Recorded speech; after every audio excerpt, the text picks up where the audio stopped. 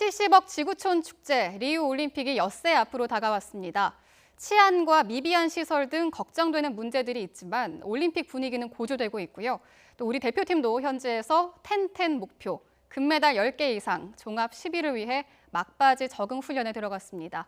오늘 스포츠부 이경재 기자와 함께 리우 올림픽 이야기 나눠보겠습니다. 안녕하십니까? 네, 안녕하세요. 네, 이번에 올림픽 취재 직접 가신다고 들었어요. 네, 이제 출연 마치고요. 얼른 집에 가서 짐 싸고 내일 출발 예정입니다. 네, 지카 바이러스나 또 치안, 이렇게 경기장 시설처럼 문제가 되는 것들이 많은데요. 좀 걱정이 되시겠어요? 네, 맞습니다.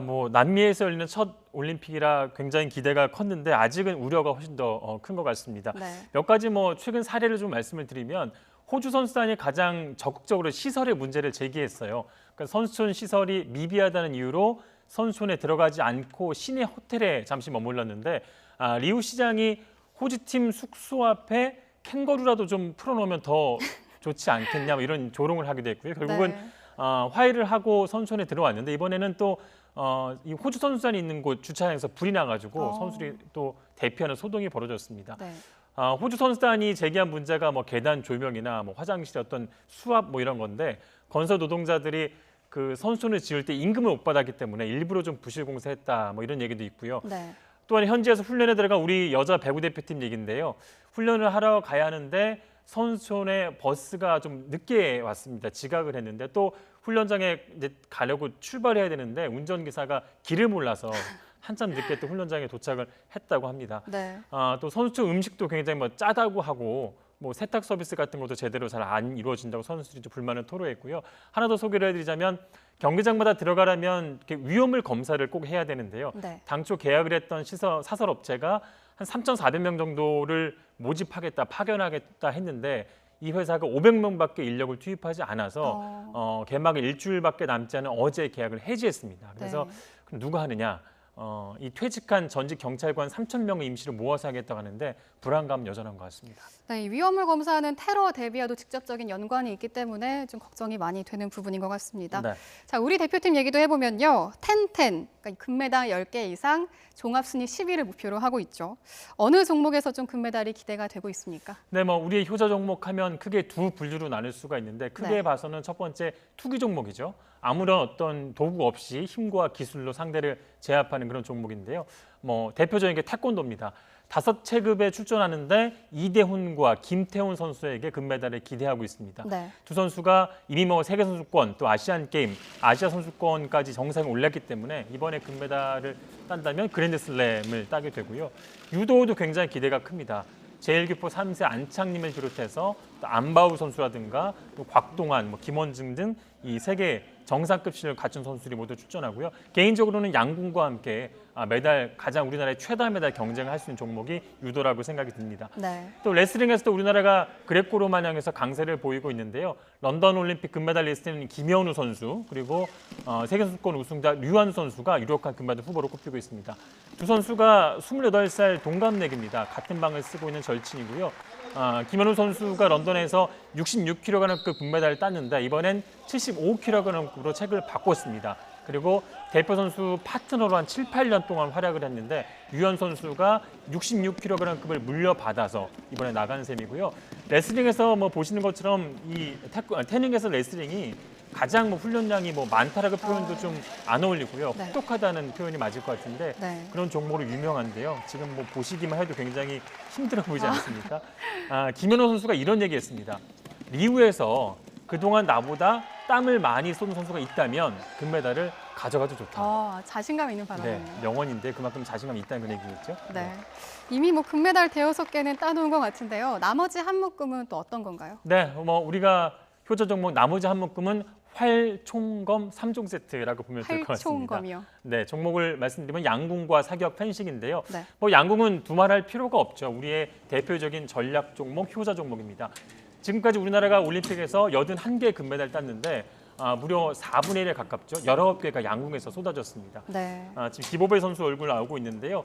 남녀 개인과 단체 4종목에서 모두 우리가 금메달이 가능합니다. 적어도 3개 정도는 딸 것으로 기대를 모으고 있고요. 네. 특히 런던 올림픽 이관왕이 주인공이죠. 기보배 선수는 올림픽에서 처음으로 개인전 2년 연속 금메달에 도전하고요. 우리 여자 대표팀은 88년부터 한 번도 우승을 놓친 적이 없습니다. 8회 연속 금메달을 정조준하고 있는데 이런 신화의 어떤 시작이었죠. 88년에 기보배 선수가 태어났습니다. 네. 네.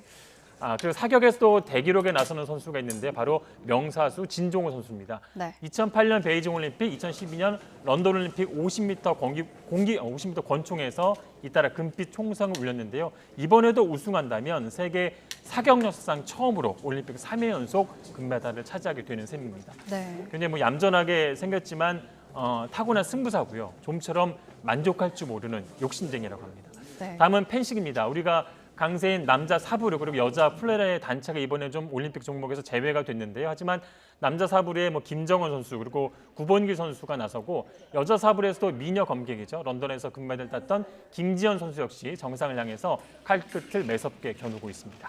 네.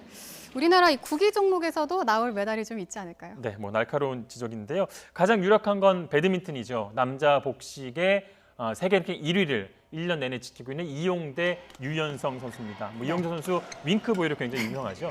또 혼합복식에서도 고성현, 김하나 선수가 많이 알려지지 않았지만 세계 랭킹 2위예요. 충분히 우승을 노릴 수 있는 그런 선수들이고요. 네. 다음 여자 골프입니다. 우리가 박인비, 김세영, 뭐 양희영, 전인지 4명의 선수가 드림팀으로 출전하는데 최근에 뭐 리디아고라든가 쭈타누칸 등이 올해 굉장히 성적이 좋지만 우리 선수들 4명 모두 금메달 후보라고 할 수가 있습니다. 네.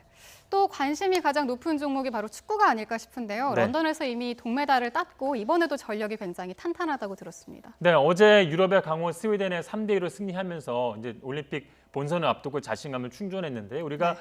피지, 독일, 멕시코를 상대하는데 최소 조 2위를 해야 8강에 오르고 또 메달을 바라볼 수 있습니다. 네. 현재 공격력은 굉장히 높은 평가를 받고 있어요. 하지만 수비가 조금 부족하다는 지적인데요. 원톱 황희찬 선수에다가 권창훈, 뭐 문창진, 류승우로 짜여진 이 공격 2선까지 네 선수의 어떤 유기적인 움직임 굉장히 높은 평가를 받고 있고 네. 결정력도 굉장히 좋습니다. 그런데 와일드카드로 손흥민과 석현준이 들어가는데 이 선수들과 포지션이 겹치기 때문에 신태용 감독이 어떤 조합으로 시너지 효과를 내느냐 그리고 수비 조직력을 얼마나 끌어올리느냐가 이번 올림픽 대표팀의 관건이 될 것 같고요. 8강에 간다면 뭐 다른 팀들은 다시 또 뭐 충분히 해볼 만하지 않을까 싶습니다. 네, 기대를 좀 해보겠습니다. 또 하나 관심이 높은 게 수영의 박태환 선수가 아닐까 싶은데요. 우여곡절 끝에 올림픽에 출전을 하게 됐는데 네. 메달도 기대해 볼 수 있는 건가요? 박태환 선수 이번 올림픽을 앞두고 기자들을 가장 바쁘게 했던 주인공입니다. 금지약물 복용 처분에 관한 국내의 어떤 이중 처벌 규정의 부당함을 적극적으로 국내 뭐 법원이라든가 국제스포츠중재재판소까지 끌고 와서 승소를 하면서 올림픽 티켓을 확보했는데요. 네. 이렇게 어렵게 올림픽에 가는 만큼 뭐 이번에 꼭 명예회복을 했으면 하는 그런 바람이 크고요. 메달을 딴다면 자유형 400m가 될 것 같아요. 올 시즌 기록을 보면 6위 정도인데 남은 기간 뭐 더 힘을 내서 이번에 좀 메달을 따왔으면 좋겠습니다. 네, 이렇게 우리 대표팀의 성적 전망을 해봤는데요. 오늘 분석을 종합을 해보면 뭐 금메달 10개 정도는 충분하지 않을까 싶네요. 네, 우리가 베이징에서 금메달 13개 땄습니다. 네. 그리고 지난 런던 올림픽에서 또 13개를 땄거든요. 대한체육회가 조금 보수적으로 목표를 잡은 면도 있기 때문에 저는 뭐 개인적으로 12개에서 13개 정도도 충분히 가능하다고 봅니다. 네. 끝으로 이번에 이 리오올림픽 마스코트를 가지고 나오셨는데 네. 소개를 좀 한번 해주시죠. 굉장히 귀엽습니다. 잠깐 네. 보여드리면 이 친구가 비시니우스라는 선수예요. 비시니우스? 선수는 아니고요. 네. 예. 브라질의 어떤 동물들, 야생 동물들을 모티브로 삼았고요. 네. 또 한 명이 더 있는데 그 친구는 톤인데 네. 식물을 모티브로 삼아서 만들었습니다. 그래서 그 이 동물은 음악을 원숭인가요? 원숭이와 잘 보셨네요. 원숭이와 고양이와 새를 이제 형상화했다고 하는데 네. 뭐 음악 좋아하시고 뭐 보사노바 좋아하시는 분들은 눈치챘을 것 같은데 그 이파네발 소녀라는 그런 굉장히 유명한 보사노바 곡이 있는데 그 노래를 만든 보사노바의 아버지 톰 조인과 이 비시니우스 이 작곡가 이름을 그대로 땄습니다. 그래서 굉장히 뭐 브라질에서 굉장히 유명한 분들이고 네. 굉장히 인기가 많다고 볼 수 있고요. 굉장히 잘 만들어서 많이 팔릴 것 같습니다. 네. 네, 테러 이야기도 있고 좀 걱정이 되기는 하는데요. 무사히 좀 잘 다녀오셨으면 좋겠습니다. 네, 뭐 올림픽은 인류가 만든 최대 축제잖아요. 이번에도 뭐 10,000명이 넘게 참가합니다. 네. 비록 뭐 지나친 상업성으로 좀 변질된 점도 있지만 올림픽에선 어떤 인종이나 종교, 뭐 성별, 사상의 벽을 허물고 전 인류가 공정하게 경쟁을 하고 또 축제를 즐기고 화합하는 장이거든요. 이런 네. 데서 만약에 테러를 일으킨다면 그들은 또 다른 이름의 인류이지 않을까라는 그런 생각을 해봤고요. 네. 아무튼 뭐 열정의 나라니까 감동의 스토리를 뜨겁게 취재하고 돌아오겠습니다. 네, 기대하겠습니다. 오늘 YTN 스포츠부의 이경재 기자와 함께했습니다. 오늘 말씀 고맙습니다. 네, 고맙습니다.